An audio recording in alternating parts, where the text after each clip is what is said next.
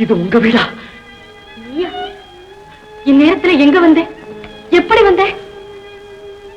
Doctor, தப்பான வழியில வந்து தவறான காரியத்தை தான் செய்ய போனேன்.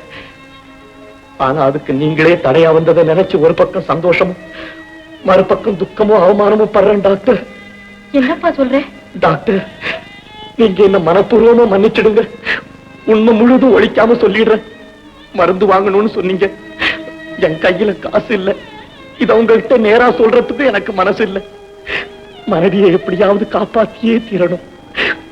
மருந்து வந்தா தான் உங்களால ட்ரீட்மெண்ட் செய்ய முடியும். இந்த நிலையில நான் என்ன டாக்டர் செய்வேன்?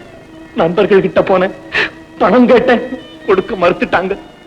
மருந்தோட போக மனைவிய உயிரோட பார்க்க முடியாதுங்கிற துக்கத்துல கடைசியா டாக்டர் திருடலாங்கிற முடிவுக்கு வந்தேன். டாக்டர், இந்த நிலையில நீங்க எனக்கு என்ன தண்டனை வேணாலும் கொடுங்க.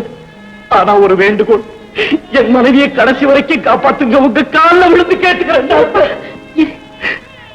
உன் பேச்செல்லாம் பார்த்தா படிச்ச ஆள் மாதிரி தெரியுது. நீ ஏன்பா இந்த பாதகமான தொழிலை செய்ய துணிஞ்சிட்ட? டாக்டர், இது எனக்கு பரம்பரை தொழில் இல்ல. நானும் பெரிய பணக்கார வீட்டுல பிறந்தவன் தான். ஏதோ கால வித்தியாசத்தினால இந்த நிலைமையில இருக்கேன். பசி கொடுமையினால நான் திருட வரல டாக்டர். என் மனைவிக்கு சுகப்பிரசவமாய் அவளுக்கு பிறக்கும் அந்த செல்வத்தை என் கண்ணால் பார்த்து கட்டி தழுவணுமேங்கிற ஒரே ஆசையினால செய்த மன்னிக்க முடியாத குற்றம் இது டாக்டர். மன்னிக்க முடியாத குற்றம். உன்னை பார்த்ததுல இருந்து என்னையும் அறியாம உன் பேர்ல எனக்கு ஒரு பாசம் ஏற்பட்டது. நீ பரம்பரை திருடனா இருந்தாலும் சரி, ஆரம்ப திருடனா இருந்தாலும் சரி, இதுவே முதலும் கடைசியுமா எல்லையோட இந்த பழக்கத்தை விட்டுடு. உன் மனைவிக்கு நானே ஃப்ரீயா மருந்து வாங்கி கொடுத்து ட்ரீட்மெண்ட் செய்கிறேன்.